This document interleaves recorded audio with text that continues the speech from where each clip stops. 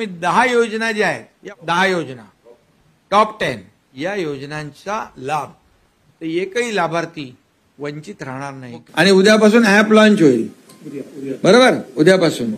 आणि त्यामुळे तुम्ही तिकडे भेट 15 घरांना भेट द्यायची आहे.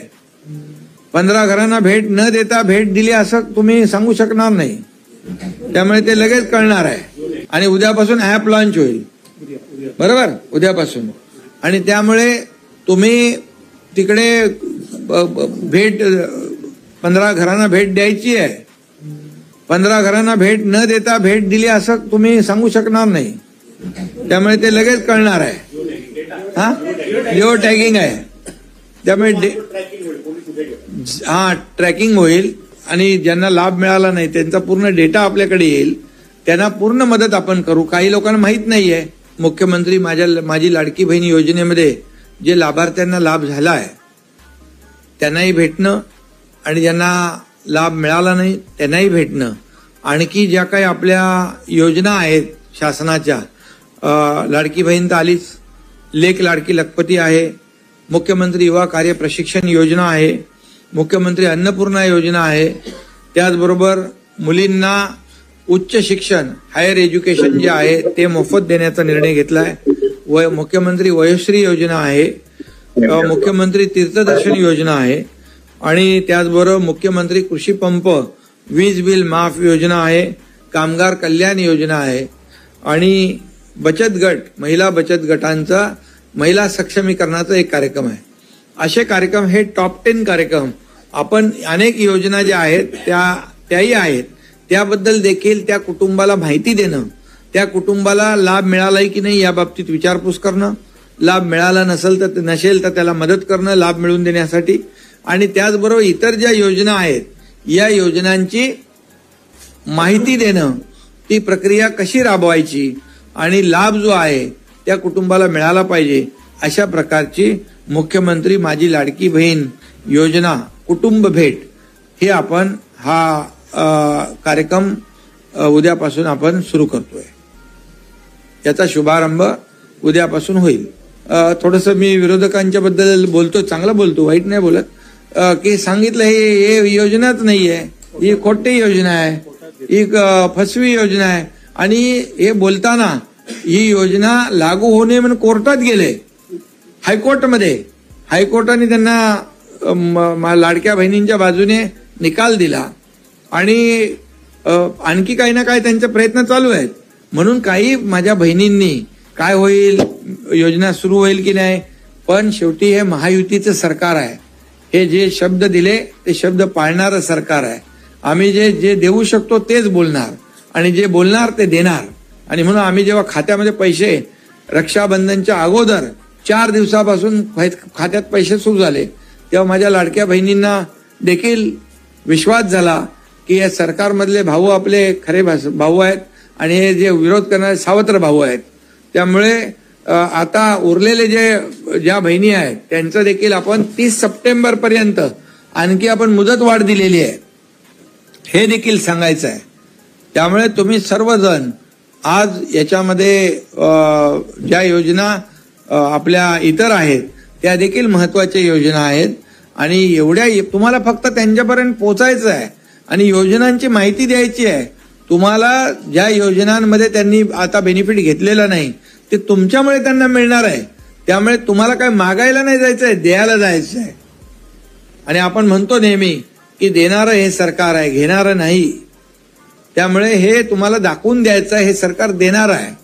आणि म्हणून आपण घेतलेले जे निर्णय आहेत महायुतीने, हे महायुतीचे निर्णय हे सर्वसामान्य माणसाच्या जीवनामध्ये बदल घडवणारे आहेत. आज किती महिला, आम्ही 15 ऑगस्टचा स्वातंत्र्य दिन त्यांच्यासोबत साजरा केला. मी त्यांच्याशी बोललो, किती महिला म्हणाल्या, काही लोक म्हणतात 1,500 काय होणार, पण त्यांनी सांगितलं मला 1,500 आमच्या कुटुंबात, आमच्या आयुष्यामध्ये एक आधार देणारे 1,500 रुपये आहेत. वर्षाला 18,000 रुपये आहेत. एका घरात 2 माझ्या बहिणी असतील तर 3,000 रुपये झाले आणि 3,000 आपण डायरेक्ट 2 महिन्याचे खात्यामध्ये टाकले. काही म्हणजे काही आमच्या बहिणी म्हणाल्या की 1947 साली स्वातंत्र्य तर मिळालं, देश आपला आझाद झाला, पण आर्थिक जे आहे आता आमचे हक्काचे पैसे आमच्या खात्यामध्ये आतापासून मिळत आहेत.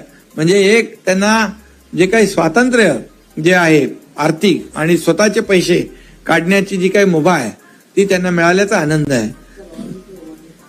आणि एक महिला म्हणाली, माझा सक्का भाऊ होय आहे, पण तो सक्का भाऊ मला बघत नाही, मला कधी त्यांनी ओवाळणी दिली नाही, परंतु मुख्यमंत्री म्हणून 3,000 रुपये माझ्या खात्यामध्ये ओवाळणी तुम्ही टाकली.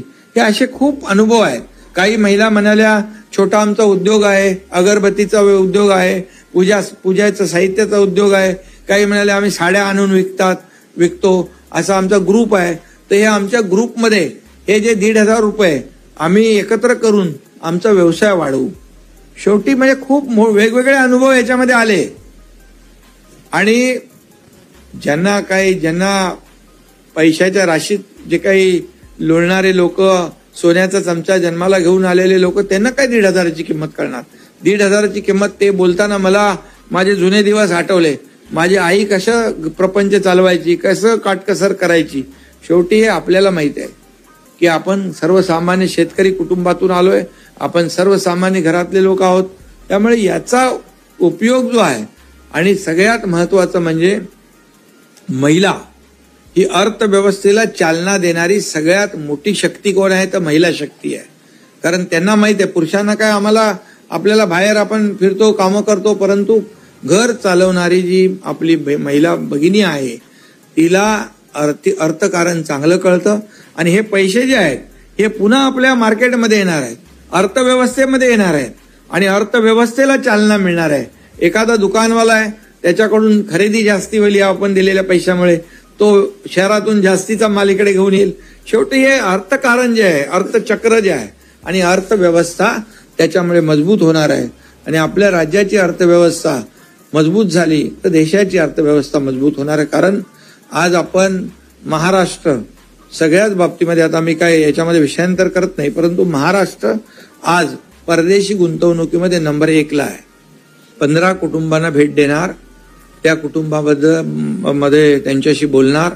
कारण त्या परिवारामध्ये समजा मुख्यमंत्री माझी लाडकी बहीण योजनेची लाभार्थी आहे, एखाद्या परिवारामध्ये लाभार्थी नसेल, ते लाभार्थी कशी होईल यासाठी त्यांना मार्गदर्शन करणं, माहिती देणं.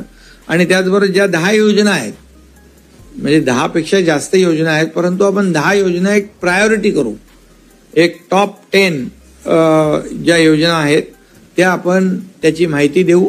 आणि त्या एखाद्या कुटुंबामध्ये समजा सुशिक्षित बेरोजगार आहे, तर आपण जी मुख्यमंत्री युवा कार्य प्रशिक्षण योजना सुरू केली, 6,000, 8,000, 10,000 स्टायपंड देण्याचा जो निर्णय घेतला, म्हणजे खाजगी कंपनीमध्ये तो अप्रेंटिसशिप करेल, आपल्या सरकारी महामंडळं असतील आपली त्याच्यामध्ये अप्रेंटिसशिप करेल, पण त्याचं स्टायपंड जे आहे, प्रशिक्षण भत्ता सरकार देणार आहे. आतापर्यंतच्या इतिहासामध्ये ही पहिली योजना आपण सुरू केली आहे. म्हणजे त्या घरामध्ये एखादा युवक असेल तर त्याला मार्गदर्शन करणं, एखादी मुलगी आहे आणि तिला उच्च शिक्षण घ्यायचं आहे तर तिला मदत करणं. त्याचबरोबर 3 सिलेंडर, गॅस सिलेंडर आपण मोफत देणार आहोत त्या कुटुंबाला, तर त्या कुटुंबाला त्या बाबतीमध्ये मार्गदर्शन करणं. त्याचबरोबर त्या कुटुंबामध्ये एखादा ज्येष्ठ नागरिक आहेत तर त्या ज्येष्ठ नागरिकांना वयश्री योजनेचा लाभ कसा मिळेल, 3,000 रुपये डायरेक्ट डीबीटी मध्ये आपण ते त्यांच्या खात्यात आपण देणार आहोत, त्या बाबतीमध्ये ती माहिती त्यांना देणं. त्याचबरोबर जेव्हा ग्रामीण भागात जाऊ आपण, तर शेतकरी जे 7.5 HP पर्यंत मोटर पंपाने शेती करतात, त्यांचा आपण वीज बिल माफ करण्याचा निर्णय घेतलाय. तर त्यांची माहिती मागवणं, शासकीय यंत्रणांच्या माध्यमातून तर ते फॉर्म भरणं वगैरे होईल, परंतु त्यांना हे आपण माफ केलेलीची माहिती त्यांना आपल्याकडून गेली पाहिजे. त्याचबरोबर कामगार कल्याण योजना ज्या आहेत, जे बांधकाम कामगार आहेत त्यांना किट देतो आपण, आणि घरेलू आपल्या ज्या काही महिला आहेत काम करणाऱ्या त्यांना देखील किट देतो भांड्यांचं. आणि त्यामुळे त्याची देखील माहिती त्या कुटुंबाला देणं, म्हणजे एका कुटुंबामध्ये आपण अगदी जी लेक लाडकी लखपती आहे, म्हणजे मुलीचा जन्म झाल्यापासून तर लाडक्या बहिणीपासून, लाडक्या भावापासून, ज्येष्ठ नागरिकापर्यंत या सगळ्यांना त्याच्यामध्ये कव्हर केलेलं आहे. आणि शेतकऱ्यांना देखील त्याच्यामध्ये कव्हर केलंय. त्यामुळे एक पूर्णपणे एका शासनाने पूर्ण एक इकोसिस्टीम तयार केलेली आहे आणि पूर्ण परिवाराला लाभ देणाऱ्या योजना आपण सुरू केलेल्या आहेत. मला वाटतं हे पहिल्यांदा घडतंय आणि पहिल्यांदा घडतंय. त्यामुळे जसं आपण शासन आपल्या दारी हा कार्यक्रम आपण यशस्वी केला. शासन आपल्या दारी म्हणजे काय?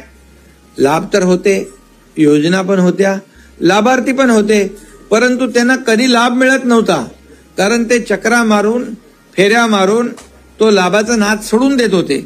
मग शासनाने असं ठरवलं की लाभार्थ्यांना लाभ मिळाला पाहिजे म्हणून थेट शासन आपल्या दारी अशा प्रकारचा आपण तालुक्यावर जिल्ह्यावर कार्यक्रम घेतले आणि तिथं त्याच कार्यक्रमामध्ये लाभार्थी आपल्या व्यासपीठावर बसायचे, लाभार्थी समोर बसायचे आणि तिथं ट्रॅक्टर असेल, पॉवर ट्रिलर असेल, ड्रोन असेल, तिथे घराची किल्ली असेल, महिला बचत गटाचे चेक असतील, विहिरीचे पैसे असतील, शेततळ्याचे पैसे असतील, ह्या सगळ्या योजना ज्या आहेत, या संजय गांधी योजना असेल, श्रावणबाळ योजना असेल, या सर्व योजनांचे पैसे आपण तिथल्या तिथे त्यांना चेकवर देतो.